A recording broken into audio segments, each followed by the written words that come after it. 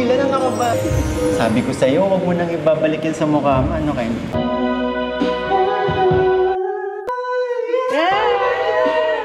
Ang gusto ko pang makasama, ituloy.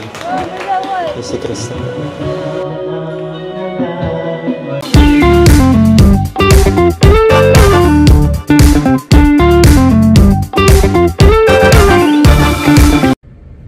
Hello po mga kalingap, welcome back po sa ating YouTube channel. And this is Kuya Nel po.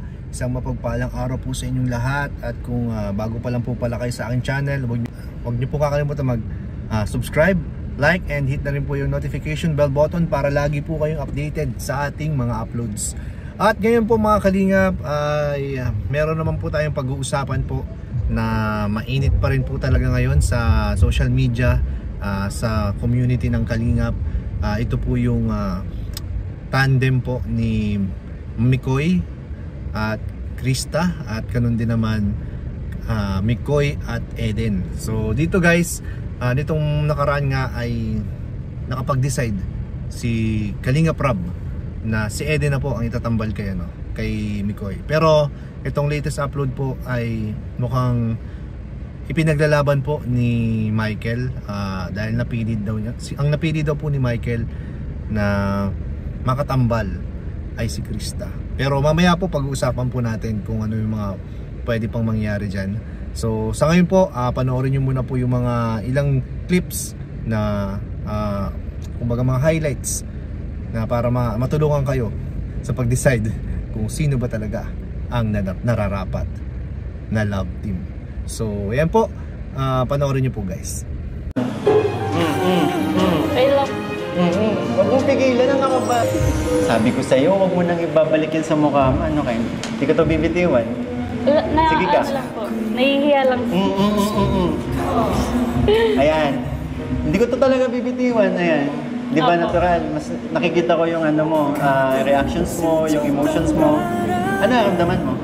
Kinakabahan. Eden, bigyan mo muna akong 10 seconds ng ngiti. Bibitiwan ko to.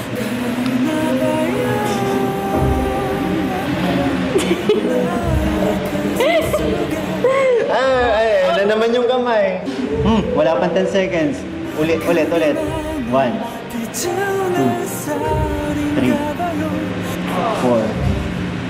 5, 6, 7, 8, 9 and 1/2. 9 and 3/4. 10. Yan. Ang ganda ng mga ngiti mo. Huwag mo na ibabalikan dyan na lang. Opo. Ang ganda ng mga ngiti mo kasi. Kaya sabi ko sa'yo, di ba, yun yung pinakauna napansin ko sa'yo. Kaya huwag mo tatakpan. Ganyan eh. Parang may gusto kang ilaban eh. Ay, wala yun. Oo nga pala. Napanood ko yung vlog nyo ni Kuya Rob. Ano? Yung kay Ate Eden. Oh, bakit? So, hindi. Bagay kayo. Talaga? Bagay kayo. Ano yung masasabi mo bagay ka? As in, 100%. Support ka naman kay kuya mo?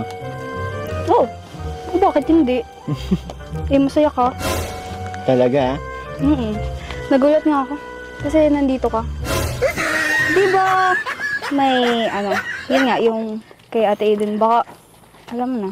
Ano ka ba? Siyempre, kalingap na ako. Tsaka gusto kong bisitahin yung mga baboy. Hindi ko tuloy man eh. Alam mo yung nape-pressure ako sa mga sinasabi mo.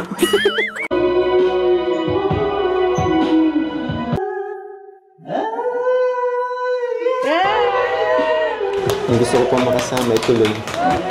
Ay si Krista. Sa bigay aking nakikita, ay kung ano sa damdamin, naabot-abot ang gaba. Sa araw-araw ay nagtataka, ang puso kong ito o makita. Gusto na mapago, nais na nandiyan ka na. Baboy talaga. Tulog sa gabi. Ano mo kaya kung ano ay nagtataka, ang puso kong ito bakit ba gusto na magbago, halos na nandyan ka na.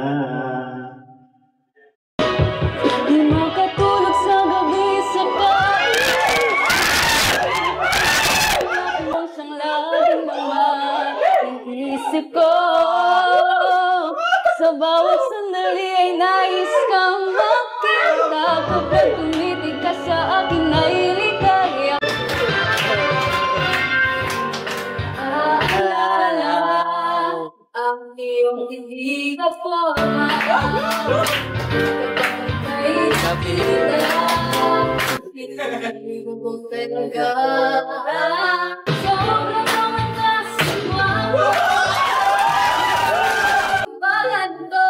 Ang nagdalma ng puso ko.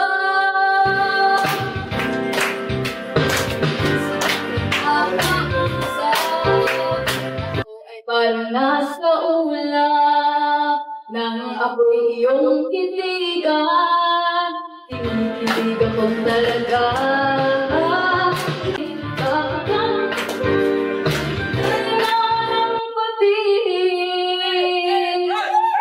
Nang ako'y iyong titigan, sa puso ay anong isa lang. Tunay na kapag umibig, lagi kong mananatilig. So ayan, nasaksihan po natin guys ang mga kilig moments ng Mick Chris at Mick Den.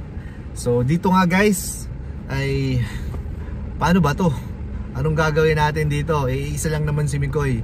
So hirap na po ang ating bida. Dahil ayan nga po. So parang sa palagay ko is ang plano talaga po, unang plano po talaga is kay Eden po. Ilalab team talaga si Makoy, si Mikoy. Ayan. Pero dahil nga po nakitaan po ng matindi at grabing chemistry ito po si Krista at si Mikoy, parang nabago po dapat na mangyari. Kasi sobrang dami na po ang nagre-request po ng Mick Chris. So ano ba dapat ang gawin dito? Lalo na po ngayon, since naka-decide po si Kalinga Prab na si Eden na daw ang lalab team kay Mikoy, para fair lang din naman, tinanong niya din si Mikoy kung ano ba talagang gusto niya or anong mas preferred niyang katandem. So dito nasagot ni Mikoy, mas prefer daw niya si Krista. So ako naman naintindihan ko yung sagot ni Mikoy, kasi si Krista ay napaka madaldal, masayahin, masayang kausap, napaka-jolly. Kumbaga nakakahawa po yung kanyang positivity, no? At saka dito naman kay kay Eden, although pa lang naman sila nagkikita, twice pa lang naman po. Twice na dalawang episode pa lang naman. Medyo nagkakaroon pa po ng nangangapa pa po sila sa isa't isa. Kumbaga merong hiyaan pa po na nakikita natin sa kanila. At lalo na kay Eden. So ayan, baka po talaga ang desisyon po ni Mikoy si Krista talaga. So ito guys, ang tanong ko na lang, kung kayo po ang nasa sitwasyon po, kung kayo ang nasa sitwasyon ni Kalinga Prab, guys ito ano ang gagawin ninyo? Kasi mas maraming nagre-request at kahit magpa-survey ka, mas marami po ang nagre-request po ng Mick Chris. So kahit gustuhin man ni Kalinga Prab na magkaroon ng Mick Den, si Kalinga Prab kasi ang pinagbabasehan niya po dito, mahilig din siya makinig sa boses po ng mga viewers, sa boses ng mga supporters, kung anong gusto, hanggat kung makakaya niya, gagawin niya po yan. Kaya medyo nagkaroon po ng conflict dahil yung dating plano na Mick Den ay parang against po ang mga viewers ngayon. Maraming supporters ng maraming sumusuporta po sa Mick Chris. So medyo sa ngayon nga hindi ko pa nga po masasabi na final na po talaga na si Krista na po ang makakatandem po ni Mikoy. Hindi ko pa kayang sabihin or hindi ko pa masasabi sa ngayon hindi ko pa mako-confirm dahil palagay ko meron pang tawag dito, marami pang mangyayari po dito sa tatlong ito. Dito kay kay Krista, kay Mikoy at kay Eden. Parang ano nga, nagsisimula pa lang pero parang mayroon ng love triangle pong namumuo. At kung mapapansin nga po natin, parang meron na ring mga selosan na nangyayari. Ayan, pero yung mga selosan na yon parang good vibes lang naman. Pero nakakatuwa rin panoorin po ang Mick Den at Mick Chris. So isa po yan sa mga abangan po natin dito sa Kalingap, guys. So yun lang lamang po sa yun lamang po sa vlog na ito. Sana enjoy po kayo sa ating vlog, and huwag niyo pong kakalimutan suportahan ang ama ng Kalingap, si Kuya Val Santos Matubang, si Ate Edna, si Kalingap Rob, pati na rin po ang mga K-Boys and lahat po ng Kalingap partners and reactors. So thank you so much, guys, and kung nakarating po pala kayo sa part na to ng video, ay huwag niyo po kakalimutan mag-subscribe and hit na rin po yung notification bell button ng ating channel. Ayan. Maraming salamat po, bye bye po, Jesus loves you.